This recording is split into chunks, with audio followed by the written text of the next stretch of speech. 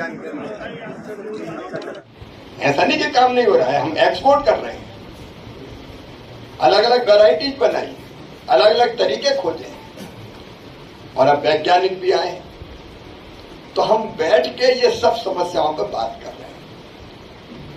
देखिए, पहली चीज है प्रोडक्शन कैसे ठीक से आया। क्लाइमेटिक जो कंडीशंस है, क्लाइमेट चेंज के कारण हम सब जानते हैं। अब बताओ, अप्रैल मई में सावन भादो जैसी बारिश होगी, ये पहले थोड़ी होता था। नया संकट आ गया, आम की फसल पता चला बारिश आ गई, इसमें खराब, टमाटर खराब, हमारी अंगूर हो या बाकी चीज हो उस पर विपरीत प्रभाव पड़ता है। तो भाई हमें सोचना पड़ेगा कि क्लाइमेट चेंज के, जलवायु परिवर्तन के इस दौर में हमको नई किस्में विकसित करनी है। और ये सिंह साहब और पूरी टीम वैज्ञानिक की हमारी यहाँ बैठी है, मैं ये निर्देशित कर रहा हूँ कि भाई टमाटर पर अगर कोई अटैक हुआ, 35 डिग्री सेंटीग्रेड से ऊपर तापमान हो गया, क्या टमाटर टिकता नहीं।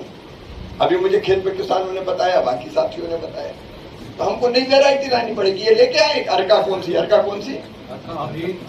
अर्का अभेद, लेकिन उसके बारे में रियल टाइम पर किसानों को जानकारी देनी पड़ेगी। एक तो बढ़ते तापमान, एक असमय बारिश, उन सब का जो परिणाम होता है उससे फसल बचानी पड़ेगी।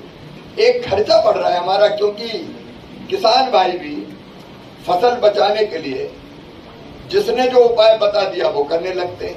कोई कंपनी आई, उसने कोई नया कीटनाशक पेस्टिसाइड बताया, उनका ये डालो कुछ बढ़िया हो जाएगी, तो रामलाल ने डाली, श्यामलाल ने भी डाल दी, क्या अपन भी डाल सकते हो, तो डालते ही चले जा रहे थे।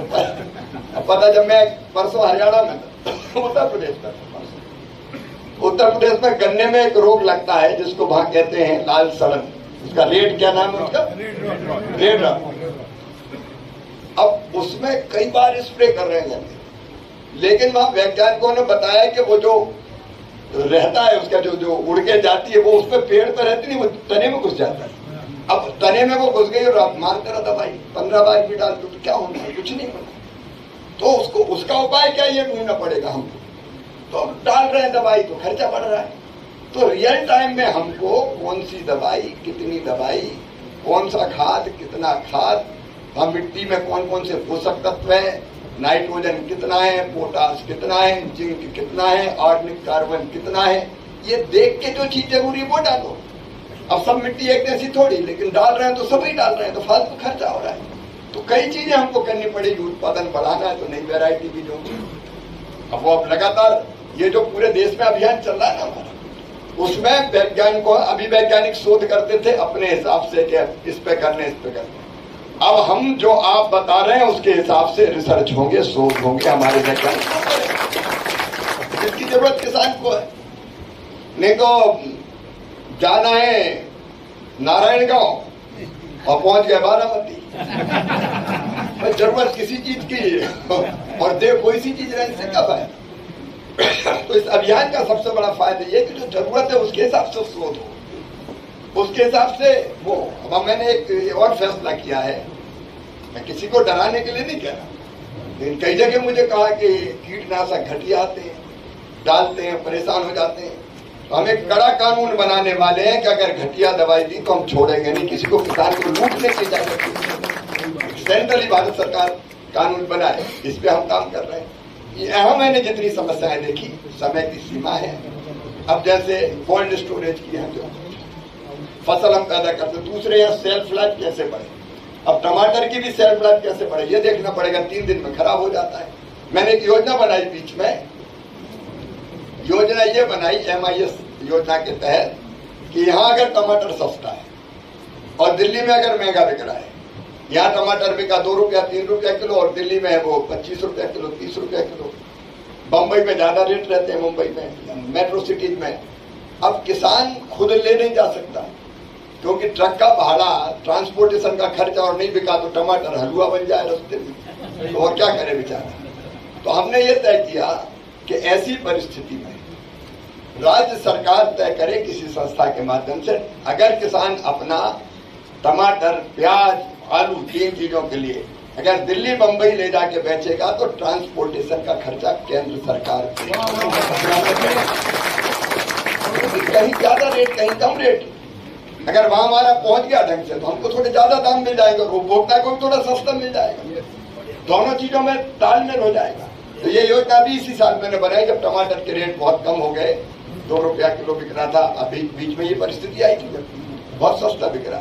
तो ऐसी नई चीजें कौन सी हो सकती है। फिर दूसरी चीज है प्रोसेसिंग की तरफ बढ़ना पड़ेगा अपन को, और टमाटर की वो क्वालिटी भाई डेवलप करो जिसको हम प्रोसेस करें, प्यूरी बनाए, सॉस बनाए, दूसरी चीज बनाए। क्योंकि अभी टमाटर ज्यादातर हम पैदा करते सब्जी वाला, अब ज्यादा किसानों ने कर लिया तो रेट अपने आप गिर जाते हैं। तो अब केवल सब्जी के लिए टमाटर नहीं चाहिए, टमाटर से हम कौन कौन सी चीज प्रोसेस करके बना सकते हैं, वैसी वेराइटी हमको ज्यादा डेवलप करनी पड़ेगी। अंगूर की भी सेल्फ लाइफ और कैसे बढ़े उसके बारे में हमको विचार करना पड़ेगा। एक एक चीज के बारे में बताया। सोयाबीन का उत्पादन गिर रहा है तो सोयाबीन में नए प्रयोग करने पड़ेंगे, हम बिना उसके काम नहीं चलेगा।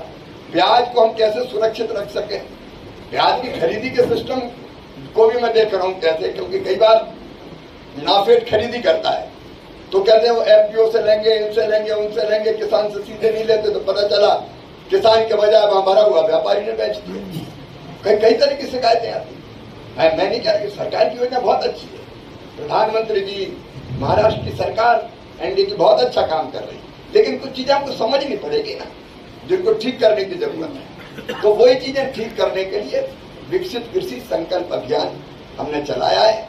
और जैसा कि अभी अनिल जी बता रहे थे वैज्ञानिक निकले हैं, देखिए मैं उनको भी बहुत बधाई देता हूँ वैज्ञानिकों को। हमने जब से तय किया वैज्ञानिक खेतों को ले जाने का काम करेंगे और उसमें किसान सबसे बड़ा आधार है। मैं तो आपसे मिलकर गदगद हूं, मुझे तो आपके साथ ही सुख मिलता है क्योंकि आपकी सेवा के लिए मैं मंत्री हूं ना। मेरा बस चले तो मैं तो खेतों में सोऊं और किसान के घर ही खाऊं, बाकी जाने की जरूरत ही नहीं। तब खेती ढंग से हम ठीक कर पाएंगे। कृषि विज्ञान केंद्र नारायण गांव भी बहुत अच्छा काम कर रहा है, मैंने एक प्रेजेंटेशन पूरा देखा है और मैं समझता हूँ शायद बारामती के बाद दूसरा कृषि विज्ञान केंद्र होगा नारायण गांव।